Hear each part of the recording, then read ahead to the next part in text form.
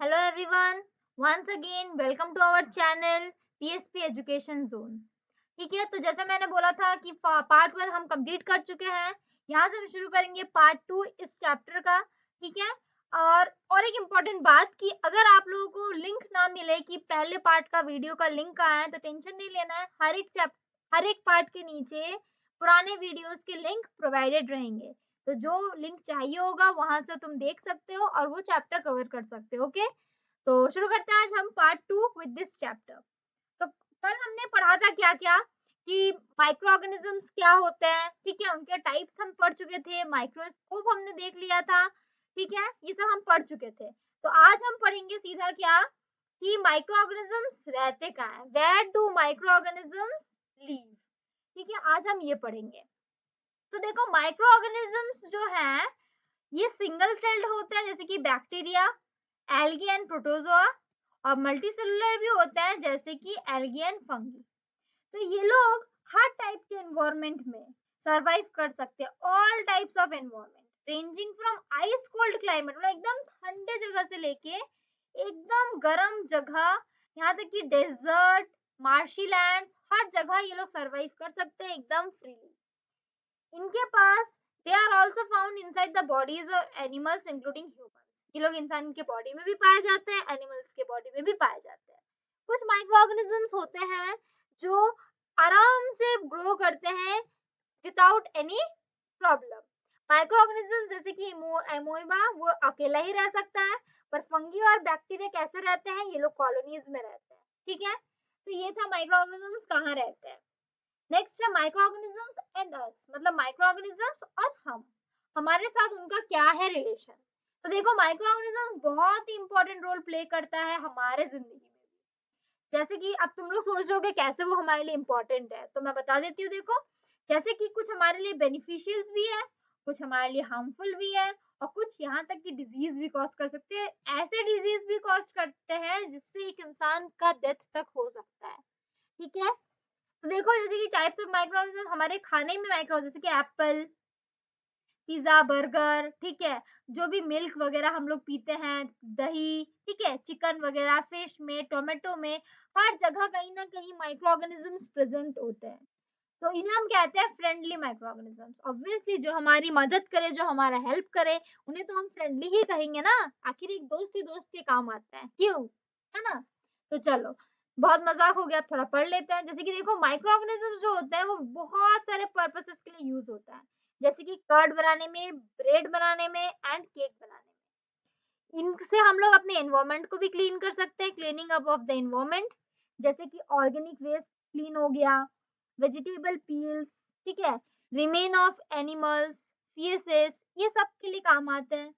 इन ये लोग क्या होता है, जो बैक्टीरिया होता है वो मेडिसिन बनाने के भी काम आते हैं, एग्रीकल्चर में सॉइल फर्टिलिटी बढ़ाने के लिए भी काम आते हैं, नाइट्रोजन फिक्सेशन करने के लिए भी काम आते हैं। मतलब देखा जाए तो बहुत ज्यादा ये लोग हमारे लिए बेनिफिशियल भी है। अब इसके बाद हम पढ़ेंगे कि ये लोग हार्मफुल क्यों है। ठीक है, पर बेनिफिशियल भी ये लोग हमारे लिए काफी ज्यादा है। देख के ही पता चल रहा है कि ये लोग हर जगह, हम जो दही खाते हैं, हम जो ब्रेड खाते हैं, हम जो केक खाते हैं, इन सब में माइक्रो ऑर्गेनिजम्स होता है। बट ये क्या हमारे लिए हार्मफुल नहीं होते, ये हमारे लिए हेल्पफुल होते हैं। Okay, helpful.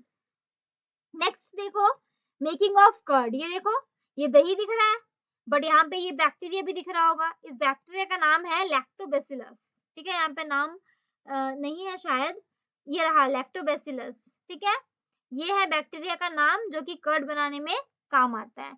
Curd contain several micro organisms, काफी सारा माइक्रो ऑर्गेनिजम्स कर्ड में होता है, बट उसमें से लैक्टोबैसिलस जो होता है वो मिल्क को कर्ड बनाने में हेल्प करता है। वो क्या करता है, मिल्क को मल्टीप्लाई करता है बहुत ज्यादा, और वो कर्ड बन जाता है।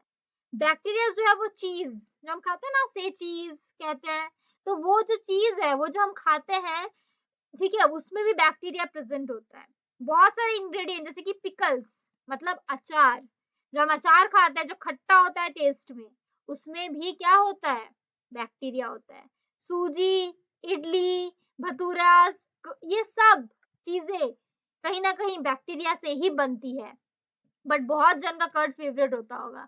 बट ये नहीं करना कि हमने पढ़ लिया यहाँ पे बैक्टीरिया है, ये बैक्टीरिया से बना तो हम कर्ड खाना छोड़ दे, बिल्कुल नहीं।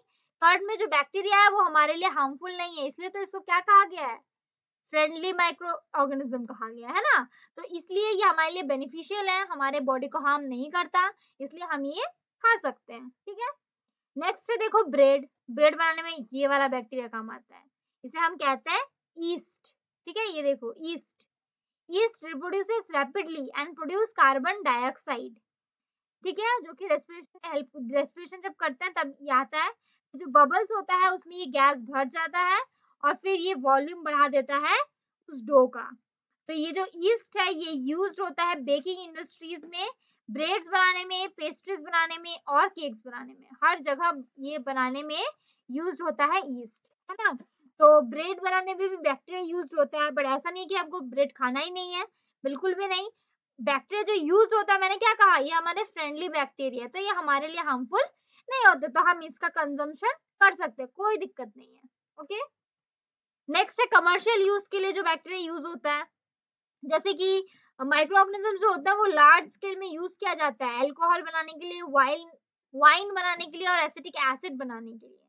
तो ईस्ट जो है वो कमर्शियल प्रोडक्शन ऑफ अल्कोहल और वाइन करता है, ठीक है। ईस्ट क्या करता है, ग्रो होता है नेचुरल शुगर्स में और ये प्रेजेंट रहता है बार्ली, व्हीट, राइस इन सब में, ठीक है। जैसे कि देखो यहाँ पे है, मैंने फोटो दिया है एस्परजिलस, ये लैक्टिक एसिड सोया सॉस में प्रेजेंट होता है, लैक्टोबैसिलस चीज और योगार्ट में प्रेजेंट होता है, बियर में क्या होता है, इथेनॉल प्लस CO2 कहाँ से आता है, सैक्रोमाइसीस, ये भी एक बैक्टीरिया है जो इथेनॉल और वाइन बनाने में हेल्प करता है, और कार्बन डाइऑक्साइड से क्या होता है, ब्रेड।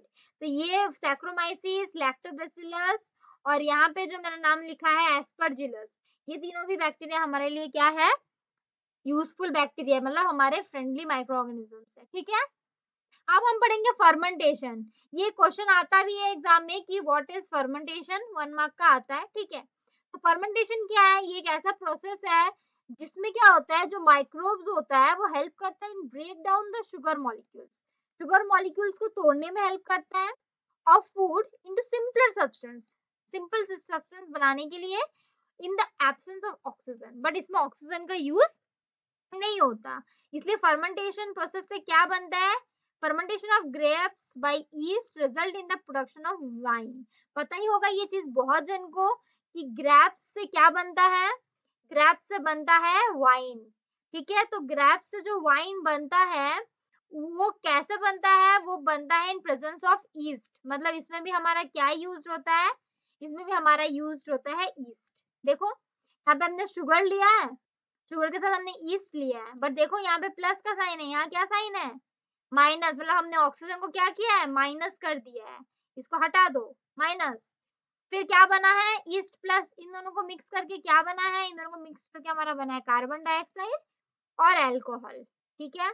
कार्बन डाइऑक्साइड और अल्कोहल बना है शुगर और ईस्ट को मिक्स करके। तो ये है फर्मेंटेशन का प्रोसेस, ये एग्जाम में पूछा जाता है। तो फर्मेंटेशन मेनली है क्या, फर्मेंटेशन मतलब एक ऐसा प्रोसेस है जिसमें जो माइक्रोब्स होते हैं वो हेल्प करते हैं शुगर मॉलिक्यूल्स को ब्रेक करने में, ठीक है, और उसमें सिंपलर सब्सटेंस बनाने में, शुगर मॉलिक्यूल को ब्रेक ब्रेक करके सिंपल सब्सटेंस बनाना, जैसे कि कार्बन डाइऑक्साइड, ठीक है, या फिर और अल्कोहल। पर इसमें इस पूरे प्रोसेस में ऑक्सीजन का कहीं भी यूज नहीं होता है, ये चीज इंपॉर्टेंट है कि एब्सेंस ऑफ ऑक्सीजन, ठीक है, क्योंकि हमको पता है मैक्सिमम काम सब ऑक्सीजन के प्रेजेंस में होता है, बट ये वाला प्रोसेस ऑक्सीजन के एब्सेंस में होता है, ठीक है। तो ये चीज मेंशन करना जरूरी है। नेक्स्ट है देखो लुईस पैस्चर, ठीक है। लुईस पैस्चर जो है इन्होंने डिस्कवर्ड किया था फर्मेंटेशन, ये ही है वो इंसान जिन्होंने फर्मेंटेशन डिस्कवर्ड किया था, ठीक है। फर्मेंटेशन ऑफ फ्रूट, फ्रूट मतलब हमने जो पढ़ा अभी ग्रेप्स, बाय ईस्ट, ठीक है। और फिर इससे इन्होंने क्या प्रोड्यूस किया था, अल्कोहल, जो कि वाइन मेकिंग प्रोसेस में काम आता है। इन्होंने क्या किया था, कुछ बैक्टीरिया भी डिस्कवर्ड किया था in wine, causing the wine to spoil, जो वाइन को खराब कर सकता है। they are were producing vinegar instead as they fermented, वो लोग विनेगर प्रोड्यूस कर देते थे वाइन की जगह, ठीक है। इन्होंने और एक प्रोसेस बनाया है वो है पैस्चराइजेशन, इसके बारे में हम आगे इसी चैप्टर में पढ़ेंगे, ठीक है। तो अभी के लिए इतना ही काफी है कि लुईस पैस्चर, तो ये साइंटिस्ट का नाम आता है एग्जाम में 1 मार्क क्वेश्चन, कि फर्मेंटेशन प्रोसेस किसने डिस्कवर किया था, तो तुम लोग ये नाम याद रखना जरूरी है, लुईस पैस्चर विद स्पेलिंग, ठीक है, स्पेलिंग याद जरूर कर लेना, बिकॉज स्पेलिंग द मिस्टेक होगा तो नंबर नहीं मिलेगा। नेक्स्ट है medicinal use of micro organisms. तो अभी हम लुईस पास्चर तक ही रखते हैं। Medicinal use of micro organisms हम पार्ट 3 में पढ़ लेंगे, ठीक है। पार्ट 3 में हम मेडिसिनल यूज के बारे में पढ़ लेंगे, पार्ट 2 हम यहीं तक रखते हैं। तो आई होप यहाँ तक तुम लोग क्लियर हो। कोई भी डाउट होता है, मैंने पहले वीडियो में बताया था, कोई भी प्रॉब्लम होता है तो प्लीज कमेंट करो ताकि पता चल सके कि तुम्हारा कोई दिक्कत है कि नहीं। And thanks for watching.